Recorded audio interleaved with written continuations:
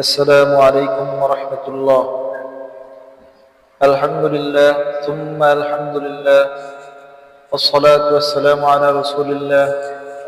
أما بعد فأعوذ بالله من الشيطان الرجيم. بسم الله الرحمن الرحيم. يا نساء النبي لستن كأحد من النساء من النساء إن اتقيتن فلا تخضعن بالقول فيطمع الذي في قلبه مرض وقلن قولا معروفا. আলহামদুলিল্লাহ, নারীদের পরপুরুষের সামনে পরপুরুষের সাথে কিভাবে কথা বলা উচিত সে ব্যাপারে কিছু কথা বলব। এই প্রসঙ্গে মহান রব্বুল আলামিন সূরাতুল আহজাবের 32 নম্বর আয়াতে বর্ণনা করেছেন। কুরআনুল কারীমের কিছু আয়াত রয়েছে যেগুলো শুধুমাত্র পুরুষদের ব্যাপারে অবতীর্ণ করা হয়েছে, আবার কিছু আয়াত এমন রয়েছে যেগুলো শুধুমাত্র নারীদের ব্যাপারে অবতীর্ণ করা হয়েছে, আবার কিছু আয়াত এমনও রয়েছে যেগুলো নারী পুরুষ উভয়ের জন্যই ব্যাপারে অবতীর্ণ হয়েছে। তো সূরাতুল আহজাবের 32 নম্বর আয়াতটা, যে আয়াতখানা তিলাওয়াত করেছে, এটা শুধুমাত্র নারীদের ব্যাপারেই অবতীর্ণ হয়েছে। আল্লাহ পাক রব্বুল আলামিন বলেন, ইয়া নিসাআন নাবিয়্যি লাস্তুন্না কাআহাদিন মিনান নিসা। বাবা যেমন সন্তানকে, নিজের কন্যাকে সম্বোধন করে বলে যে তুমি আমার মেয়ে, সেহেতু তোমাকে বলছি, যেহেতু তুমি আমার মেয়ে তাই তোমাকে বলছি, ঠিক এভাবেই আল্লাহ পাক রব্বুল আলামিন বলেন, হে নবী পত্নীগণ, আপনারা অন্যান্য নারীদের মতো নয়, যদি আপনারা আমাকে ভয় করে থাকেন। তোমরা অন্যান্য নারীদের মতো নয় যদি তোমরা আমাকে ভয় করো। অর্থাৎ অন্যান্য জাহেলি যুগের নারীরা যেমন, বেদুইন নারীরা যেমন, বিধর্মী নারীরা যেমন, তোমরা সেরকম নও। কোন ক্ষেত্রে সেরকম নও? ফালা তাখদা'না বিল কওল, কথা বলার ক্ষেত্রে। অন্যান্য নারীরা যেভাবে, জাহেলি যুগের নারীরা যেভাবে আকর্ষণীয় ভাষায় পরপুরুষদের সাথে কথা বলে, তোমরা সেরকম ভাবে নম্র ভাষায়, কোমল ভাষায়, আকর্ষণীয় ভাষায় কথা না বলা উচিত যদি তোমরা আমাকে ভয় করে থাকো।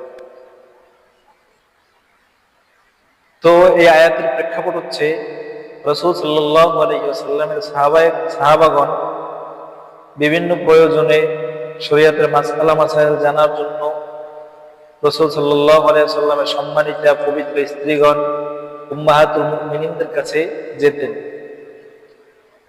তো গিয়ে দরজায় নক করতেন।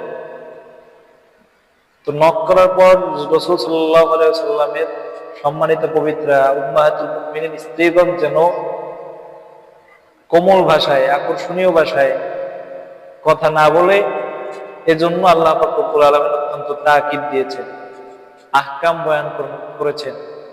কিয়ামত পর্যন্ত আগত সকল নারীদের ব্যাপারে এই হুকুম আল্লাহ পাক রব্বুল আলামিন নবীদের স্ত্রীদেরকে, নবী সাল্লাল্লাহু আলাইহি ওয়াসাল্লামের স্ত্রীগণকে সম্বোধন করে এই আহকামটা বলে দিয়েছেন। বিষয়, চিন্তার বিষয় হলো, বোঝার বিষয় হলো, রাসূল সাল্লাল্লাহু আলাইহি ওয়াসাল্লামের সাহাবী যারা পবিত্র, যারা জান্নাতি হওয়ার ব্যাপারে স্বয়ং কোরআন সাক্ষী, কোরআনের মধ্যে আল্লাহ পাক রব্বুল আলামিন ঘোষণা করেছেন রাদিয়াল্লাহু তাআলা আজমাইন। তো যাদের ব্যাপারে আল্লাহ জান্নাতি হওয়ার ঘোষণা দিয়েছে, তারা নবীজি সাল্লাল্লাহু আলাইহি ওয়াসাল্লামের স্ত্রীদের কাছে মাসআলা জানার জন্য, দ্বীনি বিষয় জানার জন্য যাবে। সেক্ষেত্রেও আল্লাহ পাক সতর্ক করে দিলেন যে লাস্তুন্না কাআহাদিন মিনান নিসা, অন্য নারীদের মতো তোমরা নও। ফালা তাখদা'না বিল কওল, নম্র ভাষায় কথা বলিও না। ফায়াতমা আল্লাযী ফি কলবিহি মারাদ, কারণ যার অন্তরে রোগ আছে, ব্যাধি আছে, ওই ব্যাধি বৃদ্ধি পেতে পারে। এজন্য নম্র ভাষায় কথা বলি আমরা। তো আমরা তো বর্তমানে যারা আছি, আমরা তো আর উম্মাহাতুল মুমিনিন, পুত পবিত্র সম্মানিত রাসূল সাল্লাল্লাহু আলাইহি ওয়াসাল্লামের স্ত্রীদের মতো নারী নই, অথবা সাহাবায়ে কিরাম রাদিয়াল্লাহু তাআলা আনহুদের মতো উত্তম চরিত্রবানও নই। তো আমাদের তো আরো বেশি সতর্ক হওয়া উচিত। তাহলে কিভাবে কথা বলা উচিত? কেউ যদি বাহির থেকে দরজায় নক করে আর ঘরে যদি নারী একা থাকে, কেউ এভাবে নক করতে পারে যে আপনার ছেলে কি বাসায় আছে? তাহলে উত্তর দেওয়া উচিত যে না, সে নাই, যখন আসবে তখন আপনি আসিয়েন। অথবা বলতে পারে আপনার স্বামী কি বাসায় আছে? তো বলা উচিত না, সে নাই, যখন আসবে তখন আসবেন। আপনার ভাই কি বাসায় আছে? না, সে নাই, যখন আসবে তখন আসবেন। এরকম সহজ সরল প্রচলিত নিয়মে উত্তর দেওয়া উচিত। অতিরিক্ত বাড়তি কথা বা কর্কশ ভাষাও না বলা উচিত। বাড়তি কথা না বলা উচিত, নম্র কথা না বলা উচিত।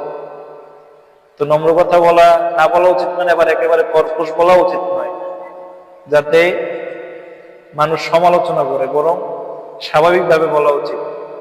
এমন ভাবে বলা উচিত যাতে বাইরের যে লোক শুনছে সে যেন দ্বিতীয়বার অতিরিক্ত কোনো কথা বলার সাহসই না পায়, সে উত্তর পেয়ে যেন চলে যায়। ফায়াতমাআল্লাযী ফী কলবিহি মারাদ, কারণ অন্তরে যদি রোগ থাকে, ব্যাধি থাকে, ওই ব্যাধি যেন বৃদ্ধি না পায়। আরেকটা হচ্ছে, রাসূল সাল্লাল্লাহু আলাইহি ওয়াসাল্লামের যুগে মোবাইল টেলিফোনের যুগ ছিল না, প্রচলন ছিল না।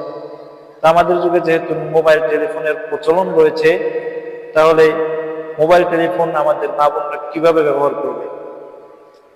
এর এক নম্বর কথা হচ্ছে, গায়রে মাহরাম পুরুষের সাথে মোবাইলে বা সরাসরি কথা না বলাই উচিত। তারপরে একান্ত প্রয়োজনে যদি কথা বলতেই হয়, একেবারে জরুরত হয়ে যায়, বলাই লাগে, তো এরকম ক্ষেত্রে অপ্রয়োজনীয় কথা বর্জন করা উচিত। যে আপনি কে বলছেন, কার কাছে ফোন দিয়েছেন, কেন ফোন দিয়েছেন, এরকম প্রশ্ন করা উচিত। তারপর সে অবশ্যই বলবে অমুক ভাই আছে, কিংবা আপনার ছেলে আছে, তো বলা উচিত যে না, সে নাই, যখন আসবে তখন আপনাকে খবর পৌঁছানো হবে। বাস এতটুকু সাধারণভাবে সহজ সরল ভাষায় বলা উচিত, যাতে করে যে শুনতেছে শ্রোতার মনে কোনো ধরনের রোগ মারদ ব্যাধি বৃদ্ধি না পায়, যাতে কোনো ধরনের শয়তান যাতে কোনো ধরনের কুমন্ত্রণা না দিতে পারে। আল্লাহ যেন আমাদের সবাইকে হেফাজত করে।